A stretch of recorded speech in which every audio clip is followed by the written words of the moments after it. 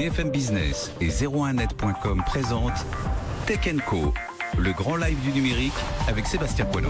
L'invité ce soir en direct à la télé, à la radio à 20h08, c'est Quentin Lechemia. Quentin, bonsoir. Bonsoir. Elise Technologies, c'est votre entreprise donc lancée il y a 3-4 ans de cela maintenant et qui veut rendre la pub extérieure plus sexy. C'est moi qui le dis comme ça, vous en termes marketing, ça va donner, il faut que ce soit social et interactif. Exactement. En fait, l'idée, c'est que vous connaissez la publicité extérieure, donc voilà, affichée sur des JC Déco, médias transport, etc. Ouais.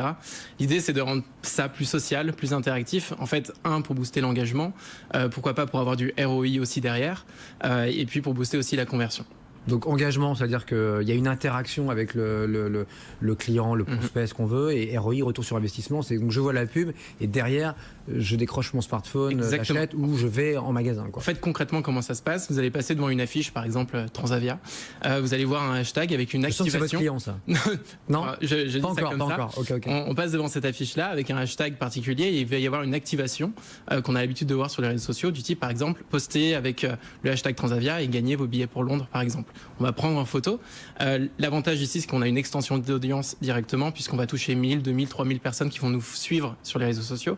Et nous, une fois que c'est digitalisé, on va aller pouvoir traquer cette personne, commencer une conversation avec lui et à fournir ensuite des analytics en termes de reach, en termes d'influence et en termes de conversion. Mais vous êtes où là? Parce que c'est uniquement dans la création de la... Enfin uniquement, c'est déjà énorme, mais dans la création de la pub, vous n'allez pas concurrencer JC Deco, Clear Channel, en fait, etc. nous, on arrive sur 3 points. En fait, on a une solution qui est globale. Ouais. Déjà, on aide l'annonceur ou l'agence média ou la régie à faire le visuel qui est interactif. Donc, dès que vous postez, par exemple, une photo, vous pouvez la voir, par exemple, en temps réel sur l'écran. Le but, vraiment, c'est de jouer avec l'écran et rendre, encore une fois, le dispositif plus engageant.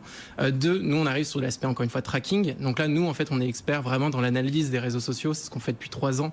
On a construit tout un cœur algorithmique qui s'appelle Elise et qui permet justement de coter chaque post qu'on récupère, chaque influenceur qui est diffusé.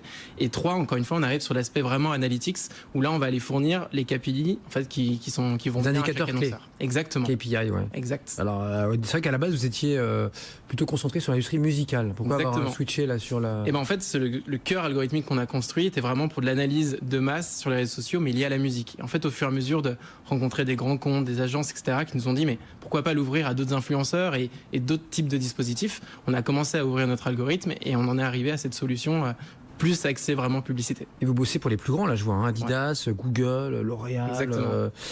Accor Hotel, Nintendo, enfin... Ouais, exactement. En fait, il y a un paquet, mais... amener de l'intelligence, en fait, derrière une publicité. Et encore une fois, on est sur des problématiques qui sont clés dans cette industrie-là.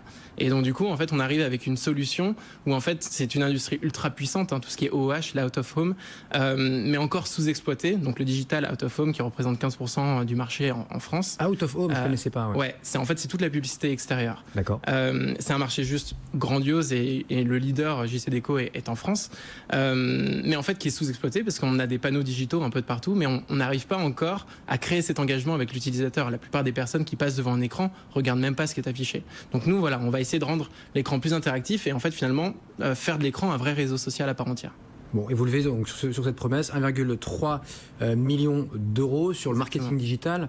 Il y a quand même beaucoup de monde. Il y a un encombrement de start-up, d'entrepreneurs, de TI, ce qu'on veut. C'est ça. Comment vous allez vous faire un trou là? Ouais, alors c'est ça qui est ultra intéressant, c'est qu'en fait on n'est pas dans le marketing digital pur, dans le sens où on est lié à un secteur justement qui a besoin d'innovation. Encore une fois, le OOH est un secteur qui est assez vieillissant, mais en fait qui a envie d'innovation. Et nous, en fait, on arrive dans ce secteur-là avec justement des techniques de marketing digital, big data, d'IA, qui sont en fait propres au web. Voilà.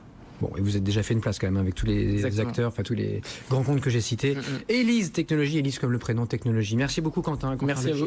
Sur BFM Business. Courte pause dans un instant, 20h12, regard sur la tech, signé Fred Bianchi. On va revenir sur Netflix qui pourrait également chez nous augmenter ses prix. Pourquoi faire? Comment? Est-ce que ça va vous impacter?